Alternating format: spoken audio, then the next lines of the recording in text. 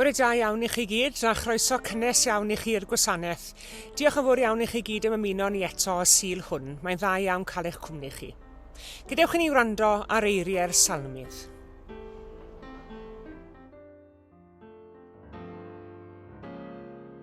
Cenwch i'r arglwydd ganiad y newydd, cenwch i'r arglwydd yr holl ddeiar. Cenwch i'r arglwydd bendigwch ei enw, cyhoeddwch o ddydd I ddydd ei iachawdwriaeth ef. Datgenwch ymysg y cynhedloedd ei ogoniant ef, ymhlith yr holl bobloedd ei rhyfeddodau. Canis mawr yw yr arglwydd a chymyladwy iawn. Ofnadw yw efe goriwch yr holl ddiwiau. Canis holl ddiwiau y bobloedd ydynt elunod, ond yr arglwydd a wnaeth y nefoedd. Gogoniant a harddwch sydd o'i flaen ef, nerth a frydwch sydd yn ei gysegr. Tylwythau y bobl, rhoddwch i'r arglwydd. Rhoddwch i'r arglwydd ogoniant a nerth. Rhoddwch i'r arglwydd ogoniant ei enw. Dygwch, offrymwn a deiwch i'w gynteddoedd. Addolwch yr arglwydd mewn prydferthwch, sancteiddrwydd. Yr holl ddeiar ofnwch ger ei fron ef.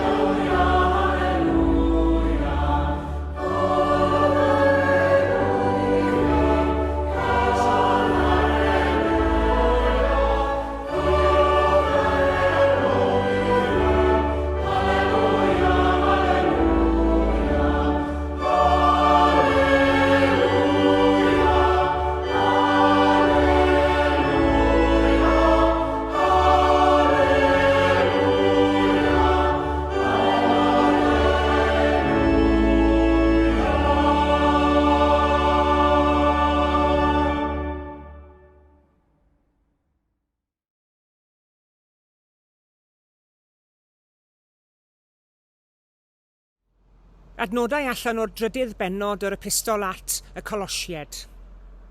Am hynny fel etholedigion Duw, sanctaidd ac anwyl, gwisgwch amdano'ch dynerwch calon, tiriondeb, gostyngeidrwydd, addfwynder ac ymynedd. Goddefwch eich gilydd, a myddeuwch eich gilydd os bydd gan rywun gwyn yn erbyn rhywun arall, fel y myddeuodd yr arglwydd I chwi, felly gwnewch chwythau. Tros yr rhain I gyd gwisgwch gariad sy'n rhwymu'n perffeithrwydd. Bydde di dangnefedd Crist lywodraethu yn eich calonnau, I hyn y gawswch eich galw yn un corff, a byddwch yn ddiolchgar. Bydde di air Crist breswylio arnoch yn ei gyfoeth. Dysgwch a rybuddiwch eich gilydd gyda phob doethineb. A chalonnau diolchgar canwch I Dduw salmau ac ymynau a chaniadau ysbrydol. Byth bynnag yr ydych yn ei wneud ar air neu ar weithred, gwnewch bopeth yn enw yr arglwydd Iesu, gan roi diolch I Dduw y Tad drwyddo ef. Yn yr wythnosau dwytha, mae unrhyw un fy'n teithio rhwng Caerfyrddin a San Clair wedi gweld rhywbeth newydd yn cael ei godi ar gyrion Tre Ioan. Gweld y sgaffalda'n mynd I fyny ddigwyddodd gynta. Wedyn, paneli metal yn sillafu enw tre Caerfyrddin yn cael ei gosod. Mae yna dipyn o drafod wedi bod ar yr enw, rhai yn gweld y cyfan yn wastraff arian, ac eraill yn croesawu'r sylw mae'r arwydd newydd yn ei roi i'r dre. Ond be bynnag ydy'n barn ni am yr arwydd newydd, a pawb yn cytuno bod yn rhaid i ni gael arwyddion o bob math i hwyluso'n taith ni i le bynnag ydyn ni'n mynd. Mae rhai arwyddion yn rhoi cyngor i ni, a byddai'n cymryd rhywun dewr i anwybyddu'r arwydd yma yn y fath dywydd. Mae rhai arwyddion fel pe bai nhw wedi bod yno erioed. Mae rhai arwyddion yn deud yn glir. Allwch chi barcio yma 24 awr y dydd, ond bydd rhaid i chi dalu. Ond yng Nghymru yn anffodus, da ni'n rhy gyfarwydd efo cyfieithiadau gwael. Dyna chi arwydd hyfryd sydd yn rhan o waith briciau'r hen dafarn yma, yn Stockbridge, yn Lloegr o bob man, ar ffordd yr hen borthmyn. Ac mae'n siŵr y bys o selogion so ar y mynydd, ar hyd y canrifoedd, yn cael dipyn o waith yn deall be di ystyr yr arwydd melyn yma sydd wedi ymddangos ar y ffordd yno. Mae rhai arwyddion yn rhybuddio, ond dyna ni yn ystod gwyliau'r ha fel hyn. Does neb yn gorfod talu ryw lawer o sylw i'r arwydd yma. Dyma chi arwydd arall sy'n rhybuddio. Perygl marwolaeth. Cadwch draw. Yn addas ac yn eironig iawn gan ei fod o wrth ymyl lle sydd wedi cael ei enwi ar ôl Thomas Picton o bawb.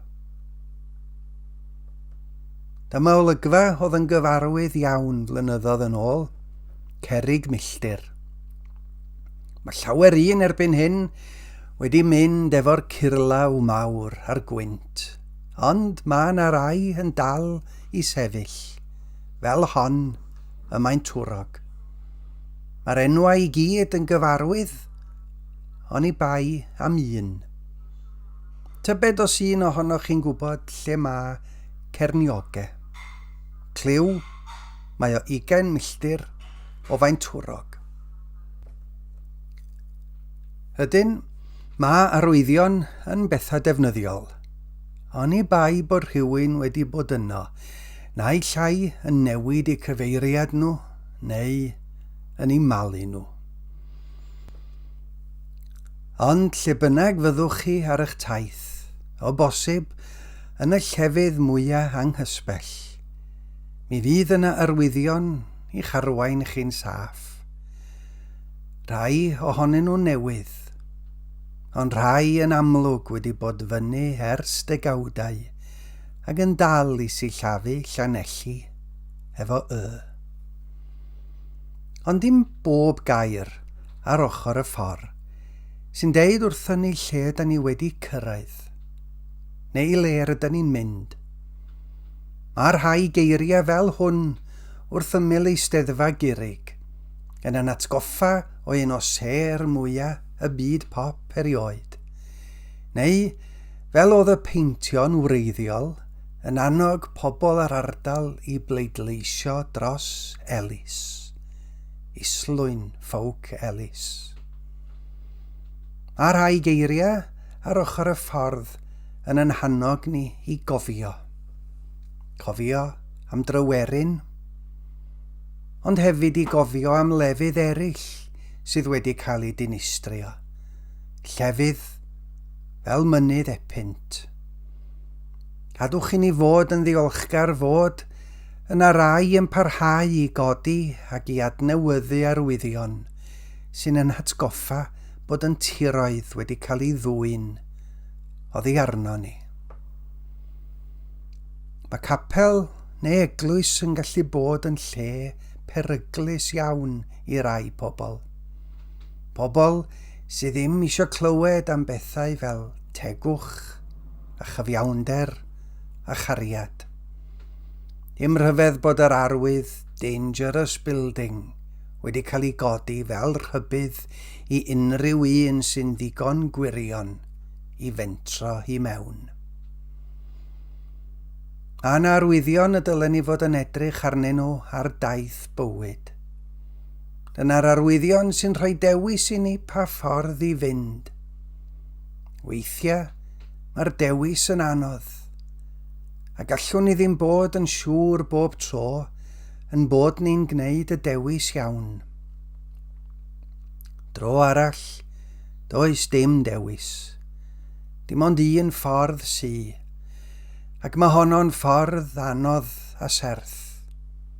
Ond weithiau mae yna arwyddion yn rhybuddio ni, ac yn cynnig cyngor ar sut orau i fynd ar hyd y ffordd honno. Mae rhai yn dewis anwybyddu'r cyngor ar yr arwyddion, ond mae eraill yn gwrando ac yn llwyddo i gyrraedd pen y daith. Felly, ar hyd taith bywyd, byddai'n dda i ni fod yn talu sylw i'r arwyddion. Y cyngor yna ar sut i drio byw yn bywydau ni. Mae'r Iesu wedi rhoi aml i gyngor i ni.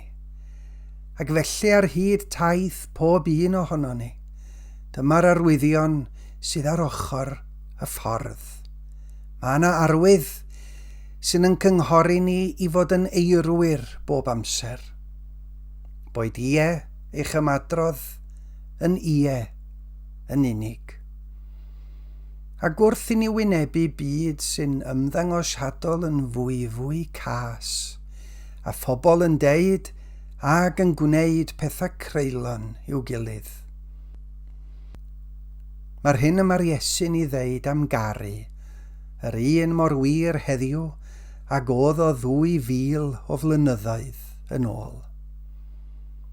Mewn rhan arall o'r daith, mae'n bosib y down ni ar draws cyngor sy'n dweud wrthyn ni am drin pobl eraill, fel y bydden ni'n hoffi cael yn trin.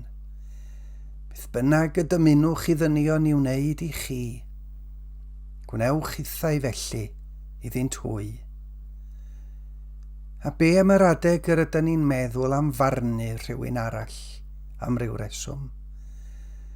Dyma i chi gyngor da y dylen ni gyd fod yn gwrando arno fo ar y daith. Na fernwch fel na'ch barner. Ydyn, mae'r lluniau gwreiddiol yma wedi cael ei newid rhywfaint. Mae'r Photoshop wedi bod ar waith. Ond chydig o flynyddoedd yn ôl, rhwng y de a'r gogledd, mi oedd teithwyr yn gweld neges annisgwyl wedi cael ei sgwennu ar orchydd plastig du pentwr o Wales mewn cae ar ochr y ffordd. Am hynny, byddwch chwithau barod. A dydy Photoshop ddim wedi bod yn agos at y llun yma. Dyna i chi gyngor da. I ni gyd geisio bod yn barod i be bynnag a ddaw ar hyd yn taith ni.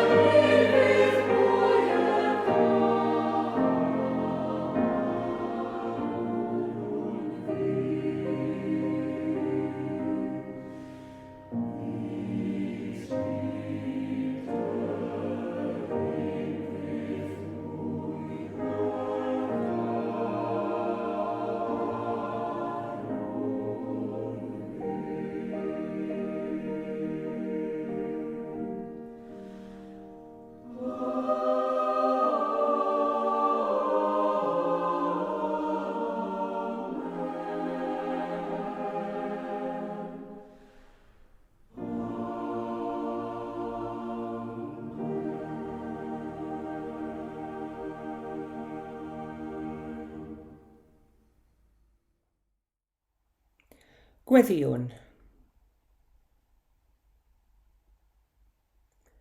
Yn y dwys distawrwydd, dywed air fy niw, tored y leferydd sanctaidd ar ein cliw.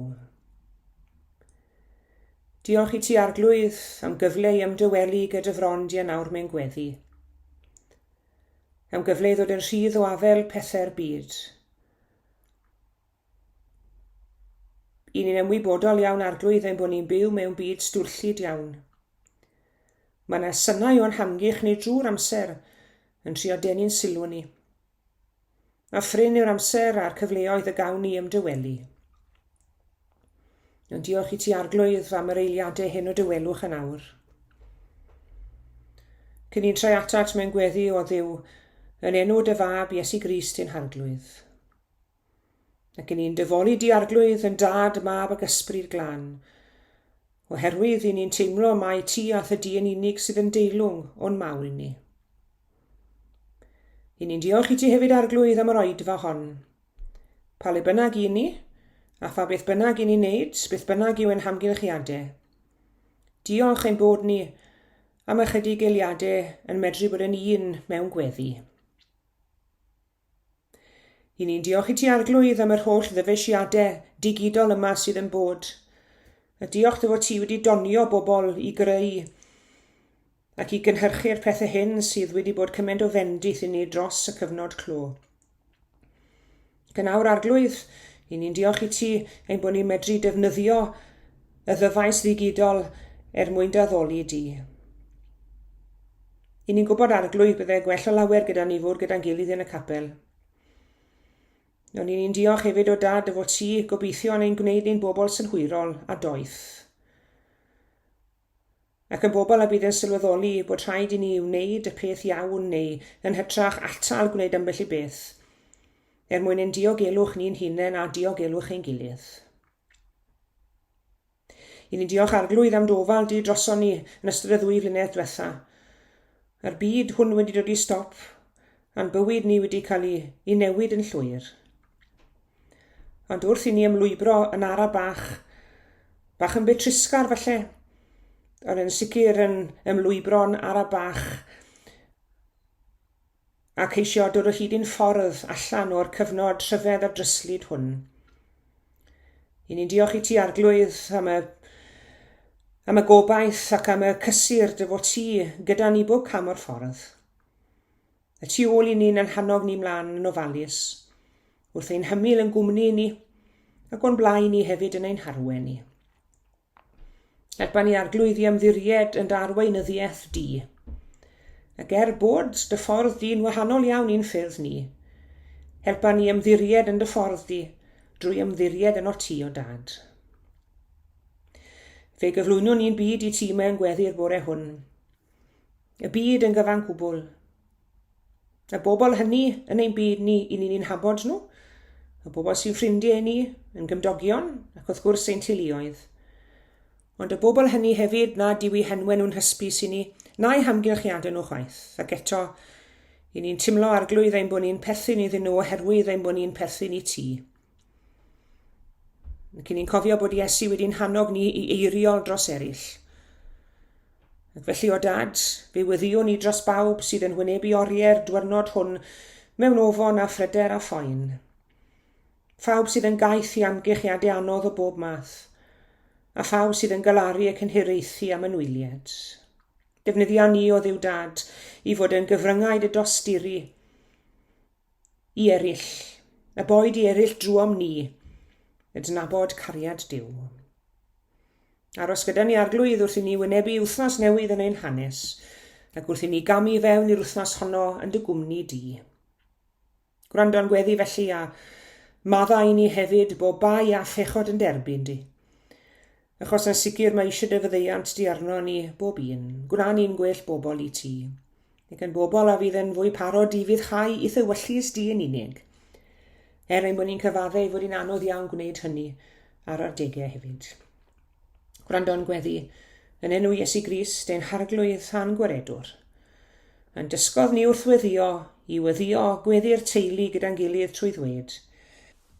Ein tad yr hwnnwyt yn y nefoedd, sancteiddiau'r denw, deled y deyrnas, gwneler dy wyllus ar y ddeiar fel yn y nef. Dyr o'i ni heddiw ein bara beunyddiol, a maddau i ni ein troseddau, fel yr im ni wedi maddau i'r rhai o droseddodd i'n herbyn. A llaid a'n dwy'n i brawf, ond gwared ni rhag yr un drwg. Oherwydd eiddo ti o'r deyrnas, a'r gallu, a'r gogoniant, am byth. Amen.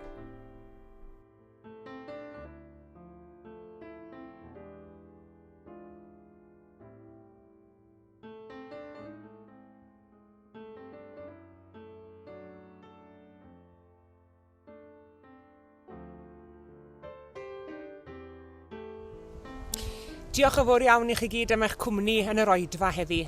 Diolch arbennig i Tudur Dylan am y myfyrdod ac hefyd i Brian Walters am ddarllen. Tan y sul nesaf, cadwch yn ddiogel ac yn iach. A gras sy'n harglwydd Iesu Grist a chariad Duw a chymdeithas yr ysbryd glân a fyddo gyda ni oll. Amen.